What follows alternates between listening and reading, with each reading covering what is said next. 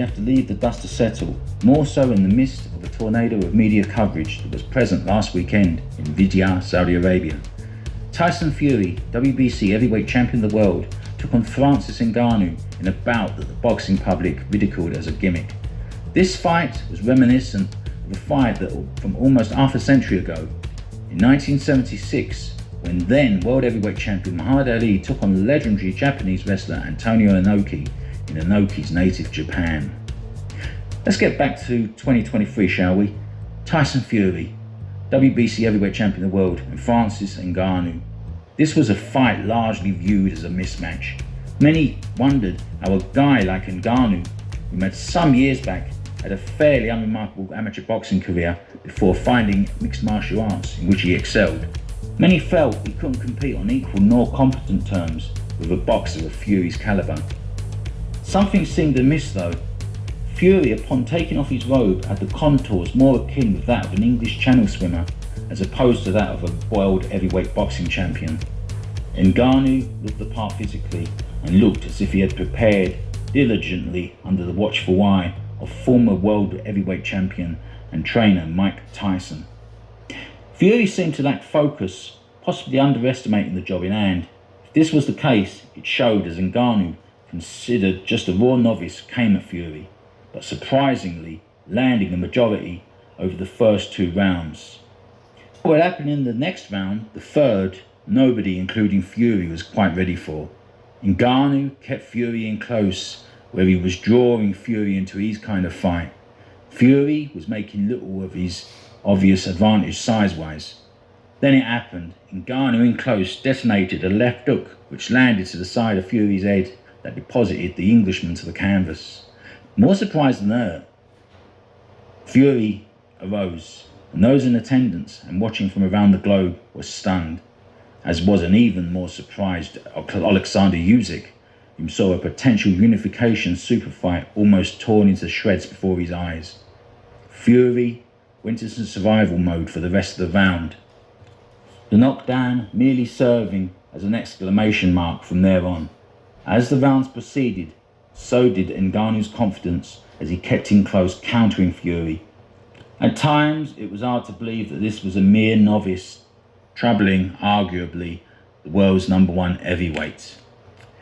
Ngannou continued to keep bagging the rounds as Fury offered little back to try and sway the judges.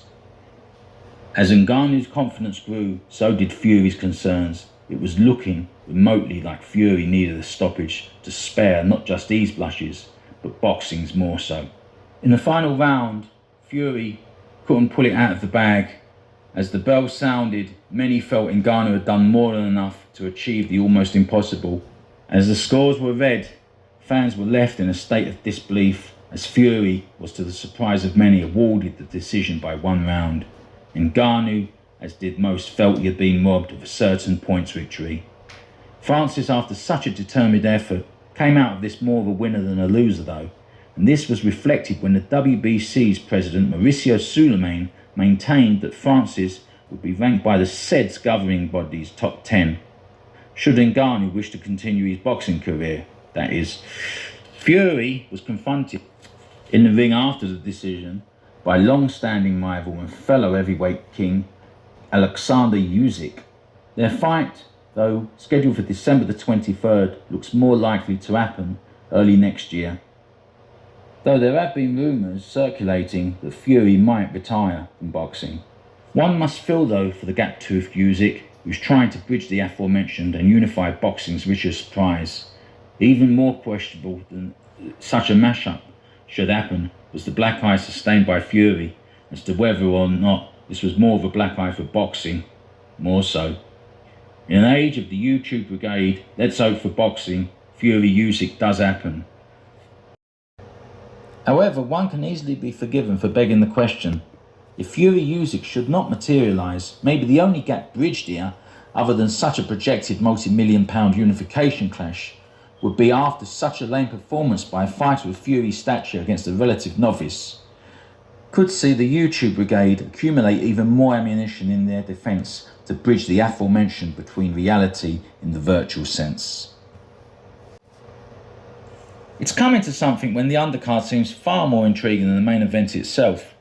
The Vidyard belt, which was on the line in the main event between Fury and Ngannou, bears no comparison to that of the Lord Lonsdale Championship belt, which was fought for between Fabio Wardley, the champion, and challenger David Alele on the undercard in Vihad. The Lord Lonsdale belt is steeped in history, and it is the most coveted belt in championship boxing, more so at the time of the diluted world championships floating around. British heavyweight champ Fabio Wardley, who coincidentally had defeated Bill Topper, Tyson Fury's cousin, for the vacant belt last December, defended against erratic challenger David Alele. Bad blood between the two was evident when Alele attacked the champion at the pre-fight press conference. From there on, few pleasantries were exchanged between the two.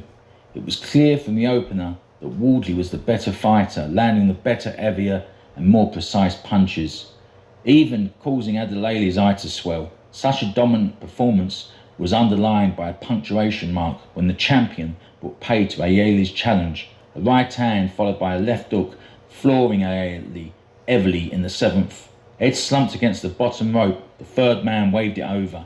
Upon arising, Alele demonstrated the stoppage, pushing the official before landing a softly thrown right to the ref's midsection. Adelele could be well facing a fine or even a possible ban from boxing after such an attack on the third man. Meanwhile, undercard action featured a couple of big names in the heavyweight division. Former WBO World Heavyweight Champion Joseph Parker of New Zealand stopped rising Canadian prospect Simon Keane in 3 rounds, while top-ranked Russian Arslek Makhmudov, a huge Russian, had little to beat in American junior Anthony Wright as he stopped Wright inside of 1 round. Makhmudov looks very promising indeed and could feature in a World Heavyweight Championship fight next year.